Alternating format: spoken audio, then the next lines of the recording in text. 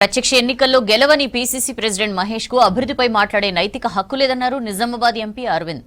శ్రీరామునికి BJP సభ్యత్వం ఉందా అనే మహేష్ వ్యాఖ్యలు అర్ధరహితమన్నారు. కేంద్ర నిధులను మాజీ మంత్రి ప్రశాంత్ రెడ్డి దుర్వినియోగం చేశారని ఆరోపించారు. ఇందువల్లే ఆర్ఓబీ పనులు నిలిచిపోయాయన్నారు.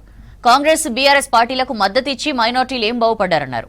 బీజేపీ చేస్తున్న అభివృద్ధిని చూసి మైనార్టీలు బీజేపీకి మద్దతు ఇవ్వాలన్నారు ఎంపీ అరవింద్.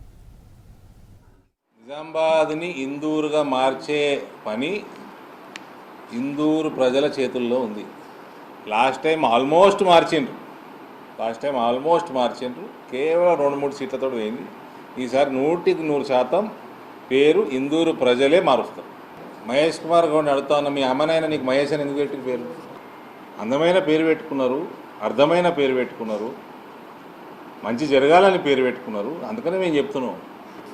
మేము ఎన్నికలప్పుడే మాట్లాడినాం బ్రదర్. 89-88లో లాలకృష్ణ అద్వానీ గారు రథయాత్ర చేశారు. ఎన్నికలు ఈ దేశంలో పుట్టకంటే ముందు నుంచి పోరాటం జరుగుతుంది. ఇది వీళ్ళ కామన్ సెన్స్.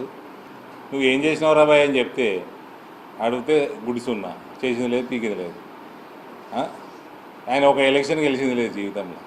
పార్టీని ఏమైనా పెంచుతావా అంటే లొట్టపీసి పెంచుతాడు.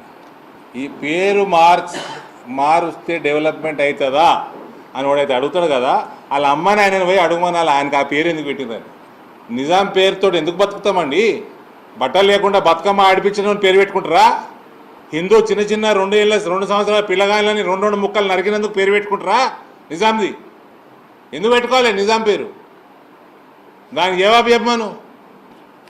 और वो लकीर के उस तरफ भी क्यों डाल रहे मैं वोट कांग्रेस को क्यों डाल रहे?